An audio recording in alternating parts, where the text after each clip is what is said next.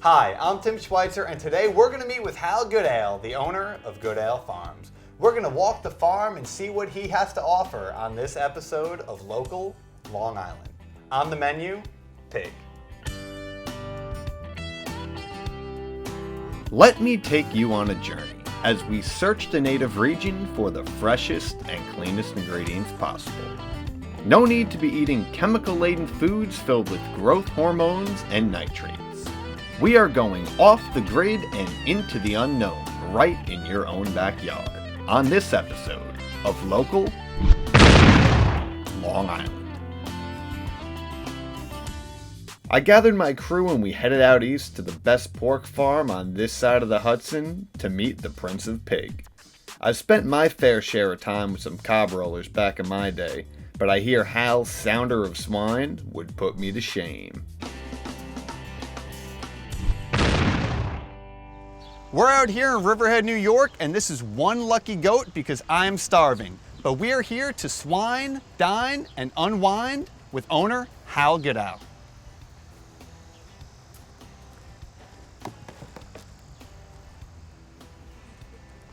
Hal, so we're at the pig farm here. Thank you so much for showing it to us. So what do we have going on here? We have two separate pens. Yeah, we've got little pigs in one area and the bigger pigs in another area. It's better to keep them separated. Yeah, why is that? Just size alone, the bigger they are, the more they'll bully each other, and as they grow, they'll get moved in, or some of the smaller ones get used for barbecues or. Oh, they do the whole pig roast? Yes. Now, what age are they before they can do that? How many pounds? What are we looking at? Anywhere from 40 to 100 pounds is barbecue size. Or bigger, but most of the time it's that size. And the big guys, they just go to slaughter? They go to slaughter for pork chops, ribs, sausage, hams, everything.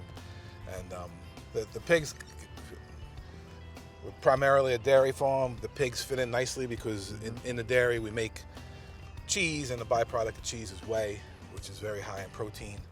And instead of disposing of it down into the septic, we feed it to the pigs because it's very high in protein and helps them grow. So it eliminates waste on our farm, and they're not getting any commercial feeds that have got everything that people don't want in it. So everything they're eating is coming from here and making pretty much an all natural, all farm diet of the pig. Yeah, we're keeping everything localized. Right. All the ingredients are local, even the feed. Yes. For the pig. How many times do they breed a year? How many pigs are you turning over out of this farm? 70, 80 pigs a year.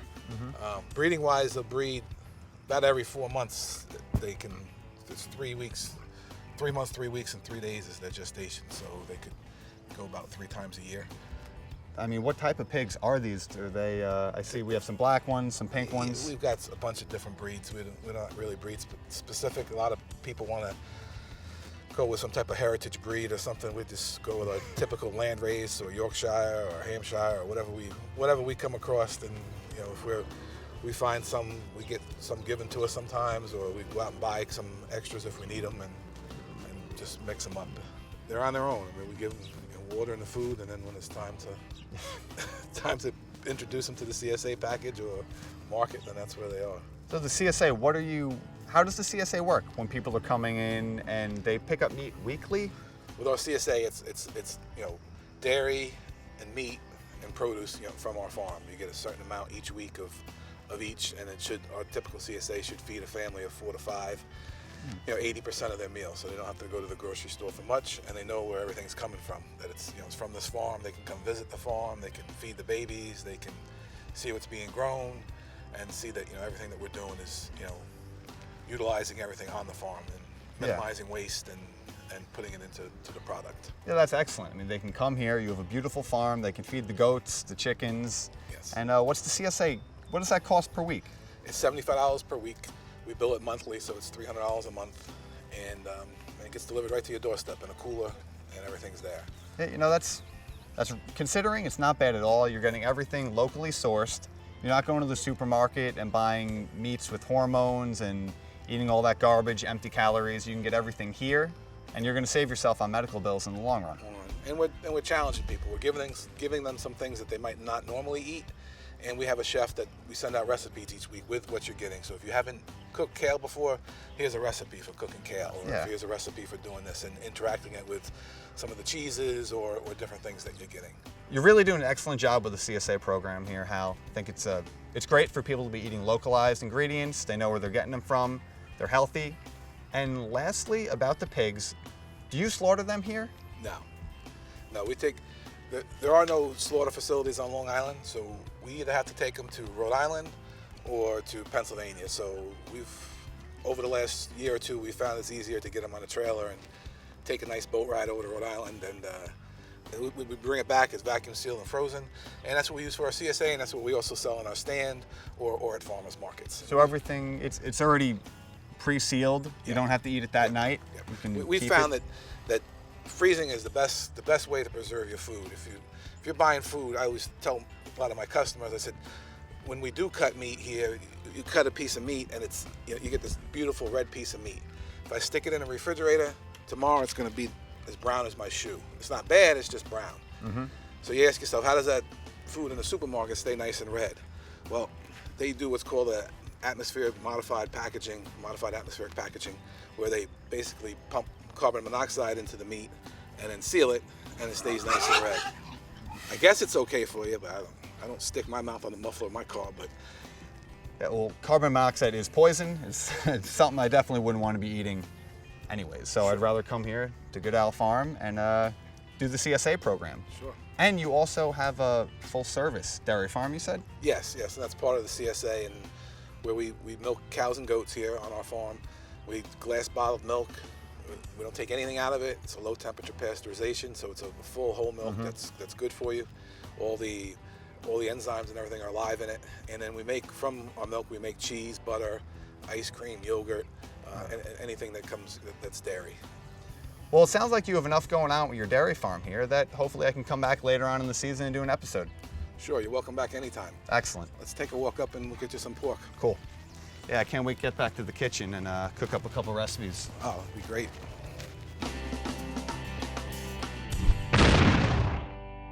With some fresh pork in hand, I headed back to the kitchen aroused with culinary ambition. I'm a huge fan of pigs. I used to keep one as a pet myself. But every time he turned his back, I was salivating at the sight of his plump rump. But that's a story for another time. Let's get on with the cooking. So we're back from Goodale Farm with these two delicious pork chops. So let's get started on our first recipe. First things first, we stopped at Margine Farm and picked up this fresh local garlic with this protrusion on it. And why they leave this on is because they will actually get a couple heads of garlic together, and when this begins to dry, they can braid them up into a cute little thing. I mean, how adorable is that? I'd buy it. But not really into that shit. So we'll get rid of that. And we are gonna get into the good stuff. Couple cloves of garlic. Don't mind the dirt, completely organic. You'll live. Break apart. Couple cloves. Give them a little smash.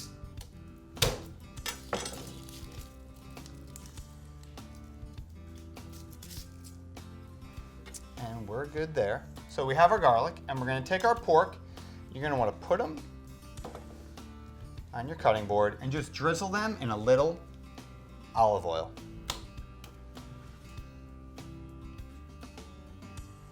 Just rub that in gently.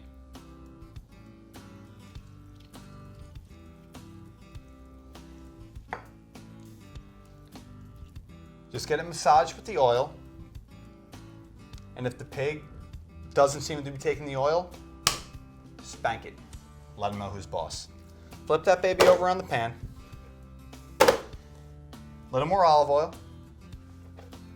Rub it in. See, now he knows. We go. Get them nice and coated. Wipe our hand with a sanitary rag. And we're gonna go ahead and put 1 clove of garlic on each shot. 1 smashed clove. Don't worry about it. You're not gonna mince it. You're not gonna dice it. Just throw it right on top. Now, We're gonna go for our rosemary. Don't put the whole sprig on because you're gonna wanna eat it. The rosemary sprig's a little woody, so we're gonna pick the pieces of rosemary off and just lay them right on top.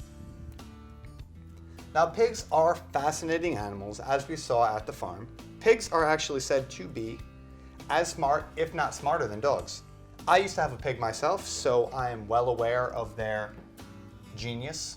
They may be smarter, they may be as smart as dogs, but you know, I'm sure they don't taste as good, so we'll leave dogs off season 1. Now, once we have our rosemary, we're gonna go ahead with a little Himalayan sea salt. Give it a generous coating because we're only gonna coat one side of these. If you coat both sides, the oil is gonna sloshing around and it's just gonna bring that seasoning off the meat. So we're just gonna go ahead with one side. You can do both if you like. That's fine by me. But this is my show, we'll do it this way. Hefty amount of sea salt. You know me, we're always going heavy with the pepper. Like a little bit of kick. Excellent. Love a generous topping of black pepper. Fresh black pepper only. None of that other garbage. And we're going in on our thyme. And we're gonna leave the thyme on the sprig because we're gonna actually remove this before we serve our pork chops. We took the rosemary off so you can eat it as is, but they do not call it tedious thyme for no reason. All these little tiny leaves would need to be picked off and placed on the pork. And quite frankly, I'm not all about that. I'm just gonna place them on and you'll be just fine. Wait, forgot one thing. We'll take them off real quick. Don't worry about it, not a big deal. See the gristle here? This is what keeps all the moisture in your pork. You don't have to cut it. I prefer to. What I do, normally people are gonna take this gristle off and they're gonna throw it out because it's garbage. I take my knife, and I just go through, and I just make little slices throughout the gristle, and it's gonna crisp up and be delicious, almost, but not quite like pork cracklings. It's gonna be soft, it's gonna be delectable, it's gonna be delicious. So we're just gonna run our knife through. And when you're done with both of them, it's gonna look like that. You just wanna run your knife through the pork, give it more surface area so it can crisp up in the oven. I'm gonna finish up this other pork chop. We're gonna pop these little babies in the oven at 400 degrees for 20 minutes and don't go anywhere because we are coming in hot with a white wine cream sauce and bacon wrapped peppers, stuffed with cheese that you are not gonna wanna miss. Our pork chops are in the oven and it's time to get started on our bacon wrapped cheese stuffed peppers and a wine cream sauce for our pork. Let's get to it. First thing we're gonna do is we're gonna cut our chili peppers in half. We're gonna do 6 of them. These are big chili peppers, so they're not gonna be quite as hot as a jalapeno. These are a little more mild, so I prefer to use these when I have a bunch of guests over who don't really like a lot of heat, or I'm not sure. It's a much safer option. And they're larger, so I can make less of them to feed more. Just keep on going on. There we go. So our peppers are done. Now what we want to do is just take out the pith. It's all this white. We'll take out the seeds. It's a little bitter. Just keep on going. So our chops are in the oven. They're cooking up. And a pork chop is actually almost as lean as chicken, but higher in potassium and iron. So all you pork naysayers, pork haters out there, chew on that one if you know what I mean. Just keep on going here. I mean, I guess we can't say the same for bacon. I imagine chicken's just a touch healthier for you, but bacon is delicious. That's what you're using today. So deal with it. If you don't like bacon, I guess don't make the recipe. Now, we have our peppers open, ready to be stuffed. We have some Goodale Farm goat cheese. It's a chev. It's young. We're gonna pop this in, half a cup. And we have a sharp cheddar cow cheese. We can go ahead and add in another half cup.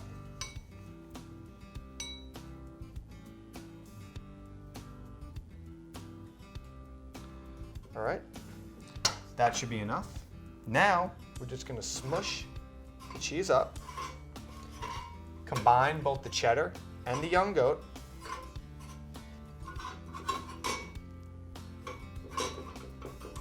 With that combined, just gonna go ahead and start stuffing our peppers. So we are just gonna keep stuffing our peppers, and see how the cheese is sticky, it's not loose, it's not runny. That's exactly how you wanna be when the goat cheese combines with the cheddar, turns into a paste. We're just gonna continue to stuff our peppers. You're gonna stuff both halves, and we're gonna combine them. You don't have to overdo it. You don't want the peppers overflowing because they're gonna go together, they're gonna melt together. You don't want much cheese oozing out, though it will be inevitable. Spreading that cheese in our peppers.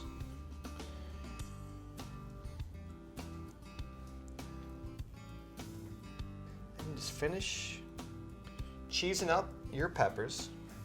And we're gonna fall one pepper short, that's fine. Just do what you can. Can't all be perfect, though I try. Take that pepper, give it to the dog, throw it out for our sake. We have all of our peppers stuffed with cheese. Let's go ahead and wrap them with some bacon. Now the hard part. Should have kept them a little more organized, but we're gonna have to match these peppers back up. And as long as they're close enough, they'll work just fine. We'll take our first one, swipe these seeds out of the way, and you're going to want to put your bacon down to wrap your pepper. Now, it doesn't matter if the peppers are exactly the same, because this bacon is going to create a crispy crust on the outside to hold in all that delicious, delectable cheese. So there we go. We have our first pepper wrapped, and look at that. Put him down. And we're gonna match up our second pepper, and we are just gonna keep it coming. Bacon again, and look at this bacon. This isn't store-bought bacon. This is thick cut, fresh. You see that vein of fat? It doesn't have chemicals added to it like that stuff in the store that keeps it bright red. This is all natural, locally raised pork. That's what you want in your diet. Go ahead, wrap around up. You want to make sure you're covering all the seams on the pepper so your cheese does not escape. And just wrap around up. Next pepper.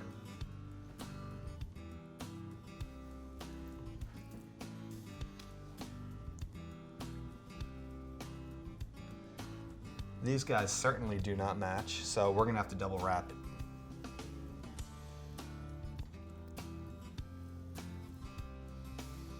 And we'll start from the tail end.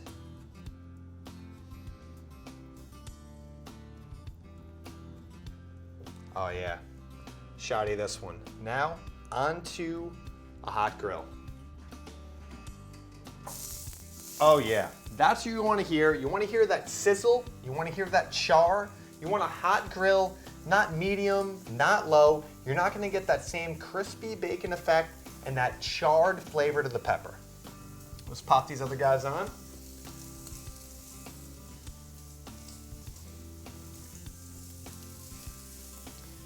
And the last two.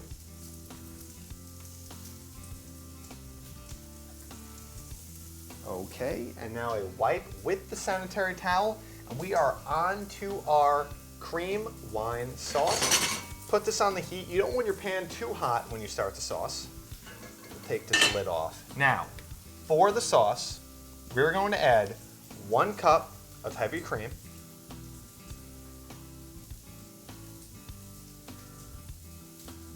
Get that out of here. And just give it a little stir. You don't want that cream sticking in the bottom of the pan, even though it's not that hot yet. Fresh cracked black pepper always goes in everything, absolutely everything. Get in with some crushed sea salt. Here we go, keep it coming. pink salt. You don't want to go too far on that because the bacon's salty, the pork's a little salty, and we already salted the pork itself, the chops, so you don't want to overdo the sauce. So we're going to bring the heat up on this sauce just a bit to get her going. We're going to wait on the flour. We're going to do a rough chop on some parsley.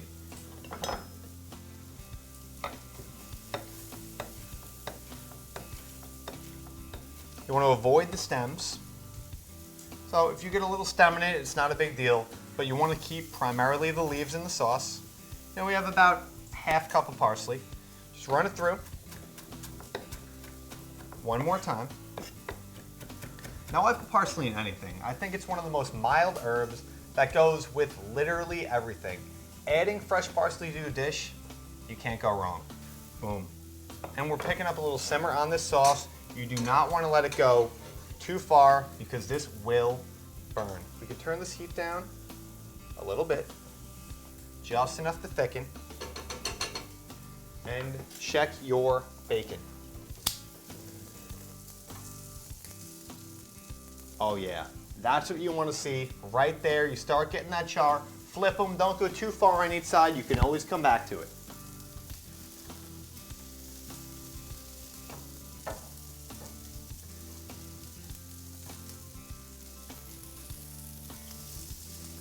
Now there's not a perfect science to this bacon wrapped, cheese stuffed chili peppers, but there's chili peppers, there's cheese, there's bacon. How could you possibly go wrong? Just remember, watch that sauce. You reduce down just a bit. Now it's time to add in a little bit of flour. With a whisk, add it slowly. You don't want big clumps in there. It will clump up, it will burn, it will absolutely ruin your sauce. Little at a time, and just whisk in. Gently whisk it in.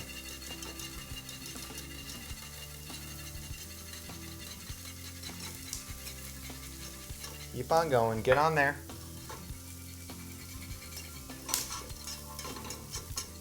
You're gonna make a mess, don't worry about it.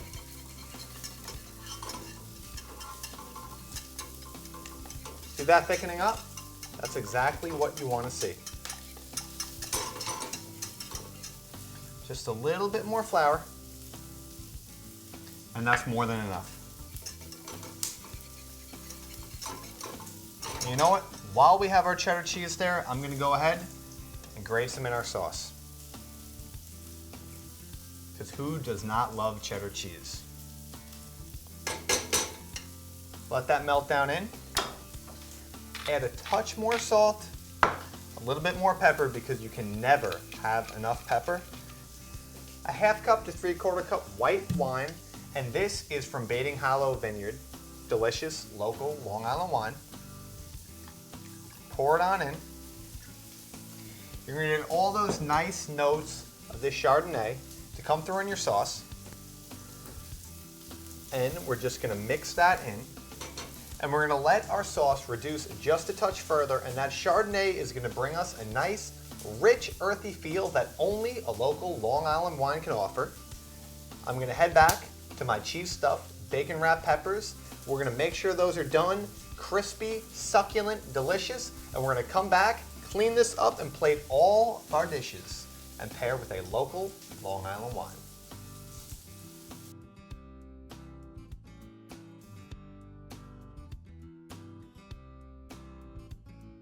Well, we have our dish plated.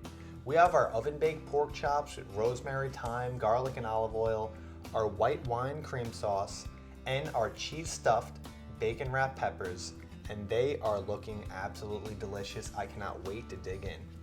First, I tasted the pork chop. Little of the cream sauce.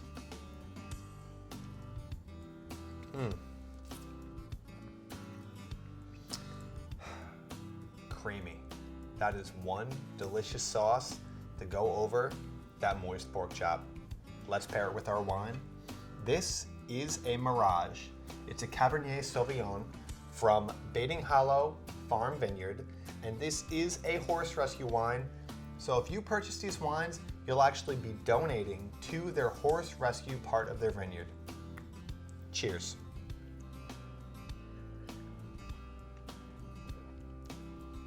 Oh yeah, that is what I'm talking about.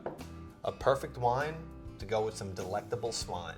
Onto our stuffed peppers. Get in there. Oop. We got that crispy bacon wrapped around our peppers stuffed with the cheese, charred to perfection on our grill. Oh baby. Pork, cheese, peppers. How could you go wrong? Locally sourced, locally grown, locally eaten. If you want to know more about these recipes, visit my website, localcookingshow.com. Follow me on Twitter @local_cooking. I'm Tim Schweitzer, and remember, eat fresh, eat local.